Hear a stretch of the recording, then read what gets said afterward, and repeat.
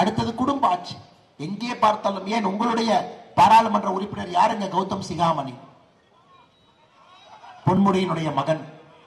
அப்படியே தாண்டி நாளையிலிருந்து பாத்தீங்கன்னா வெள்ளூர் பக்கம் போறோம். வெள்ளூருடைய பாராளுமன்ற உறுப்பினர் யாருங்க? துரைமுருகன் அவருடைய பையன். வெள்ளூர் முடிச்சுட்டு அடுத்து சென்னைக்கு போறங்க. சென்னை என்ன பாக்கி இருக்கு? தென் சென்னை யாருங்க? தமிழச்சி தங்கபாண்டியன். அந்த அம்மா யாருங்க? முன்னாள் அமைச்சர் தங்கபாண்டியனுடைய மகள். தமிழச்சி தங்கபாண்டியனுடைய சகோதரர் யாருங்க? தமிழகத்தினுடைய நிதியமைச்சர் தங்கம் தென்னரசு. தென் சென்னையை தாண்டி அடுத்து மத்திய சென்னை போனீங்கன்னா தயாநிதி மாறன், கலாநிதி மாறனுடைய சகோதரர் முத்தொலி மாறனுடைய பையன். அப்படியே எட்டிக்குச்சி வட சென்னைக்கு போனீங்கன்னா கலாநிதி வீராசாமி, ஆற்காட்டு வீராசாமியினுடைய மகன். தமிழ்ல இந்தியால எங்கேயுமே அநியாயம் இந்த அநியாயம் இல்லைங்கய்யா. பீகார்ல கூட எங்கேயுமே இந்த அநியாயம் இல்லைங்கய்யா. எல்லா இடத்திலும் பட்டி தொட்டி எல்லாம். அப்படியே தாண்டி இப்ப புதுசா ஒரு ஸ்டைல், தூத்துக்குடி பக்கம் போனீங்கன்னா, தூத்துக்குடி நாம அமைச்சராக கீதா ஜீவன் இருப்பாங்க, தூத்துக்குடி மேயராக கீதா ஜீவனுடைய தம்பி இருப்பார். இது புதுசா ஆரம்பிச்சிருக்கிறாங்க. இன்னைக்கு 2 புது வரவுங்க ஐயா. பெரம்பலூர்ல KN நேருவனுடைய தம்பியை நிறுத்தறக்கு முழு வேலையில் இறங்கி இருக்கிறான். ஏன்னா பெரம்பலூர் முடிச்சுட்டு வர்றேன், எங்க பார்த்தாலும் KN நேரு அவருடைய தம்பி, அவருடைய மகன் ரெடி ஆயிட்டார் நிக்கிறக்கு. அடுத்து நம்முடைய கடலூர்ல MRK பன்னீர்செல்வம் அவருடைய பையன் கதிரவன். இந்த முறை முழு தமிழ்நாடு மொத்தமா பூர்த்தி பண்ணிடுவாங்க. ஏன்னா ஒரு 2-3 இடத்துல மிச்சம் வச்சிருக்கிறாங்க. 2-3 இடத்துல கொஞ்சம் பாக்கி இருக்கு. ஐயா நான் வரும்பொழுது கடை வீதி வழியாக வந்தோம் ஐயா. உங்க அன்பை எல்லாம் பெற்றுக்கொண்டு கடை வீதி வழியாக வந்தோம். கடை வீதியில ஒரு நகை கடைக்கு எங்களை கூட்டிட்டு போனாங்க. அண்ணே 15 தாய்மார்களுக்கு நாம தாலி கொடுக்கிறோம், நீங்க வந்து கொடுக்குறோங்க அண்ணே. கடை பேர் செல்வலட்சுமி ஜுவல்லரி. உள்ள போனா நிறைய சகோதரிகள் வேலை பார்த்துட்டு இருந்தாங்க.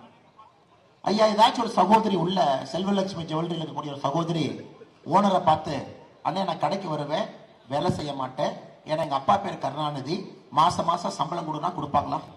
கொடுப்பாங்க. நீங்க சொல்ல கொடுப்பாங்க. இன்னொரு சகோதரி கடைக்கு வேலைக்கு வர்றாங்க. அண்ணே நான் கடைக்கு வருவேன், நான் வேலை செய்ய மாட்டேன், எங்க அப்பா பேர் துரைமுருகன், மாசம் மாசம் 5000 ரூபாய் சம்பளம் கொடுனா கொடுப்பாங்களா? இன்னொரு சகோதரி வர்றாங்க, அண்ணே நானும் கடைக்கு வருவேன், நானும் வேலை செய்ய மாட்டேன், எங்க அப்பா பேர் பொன்முடி, சும்மா உட்காந்துக்குவேன், எனக்கு மாசம் மாசம் சம்பளம் கொடுனா கொடுப்பாங்களா? அண்ணா இந்த ஆம்புலன்ஸ் கொஞ்சம் அப்படியே வழிவிடுங்க எல்லாரும்.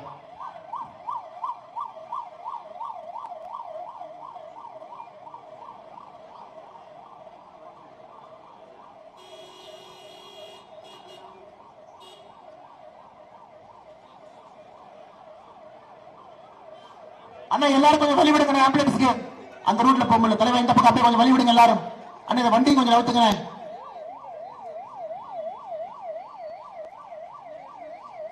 எல்லாரும் கொஞ்சம் தயவு கூர்ந்து நன்றிங்க அண்ணா. இன்னைக்கு அந்த ரயக்கடையில் இருக்கக்கூடிய சகோதரி, அண்ணா நான் கடைக்கு வருவேன், வேலை செய்ய மாட்டேன், எங்க அப்பா பேர் பொன்முடி சொன்னா ஏத்துக்குவீங்களா சார்? ஏத்துக்க மாட்டேன். அவர்கள் வரணும். ஒரு 15,000 ரூபாய் சம்பளம் வாங்கக்கூடிய சகோதரி காலையிலிருந்து நைட்டு வரைக்கும் நிக்கணும், வேலை செய்யணும், கஸ்டமர்கிட்ட நகை எடுத்து காட்டணும். ஒரு நகை வாங்குறதுக்கு 100 நகை பார்ப்பாங்க, சொல்லணும். அந்த அளவுக்கு அறிவுத்திறன் இருக்கணும். நம்மளை கன்வின்ஸ் பண்ணி வாங்க வைக்கணும், பில் கரெக்டா போடணும். ஐயா பஜ்ஜி கடைக்கு போய் ஒரு பஜ்ஜி சாப்பிட்டா கூட பஜ்ஜி போடுற அண்ணன் எண்ணெயை சூடா காய வைக்கணும், வாழைக்காயை பதமா நறுக்கணும், பஜ்ஜி மாவை பாதுஷா கலக்கணும், அதுக்கப்புறம் அதை வாழைக்காயை நினைக்கணும், போடணும், அதுக்கப்புறம் பொரிச்சு எடுக்கணும். ஐயா இவர்கள் அனைவருக்குமே ஒரு தகுதி எதிர்பார்க்கும் பொழுது உங்க எம்பிக்கு என்னங்க ஐயா தகுதி இருக்கு?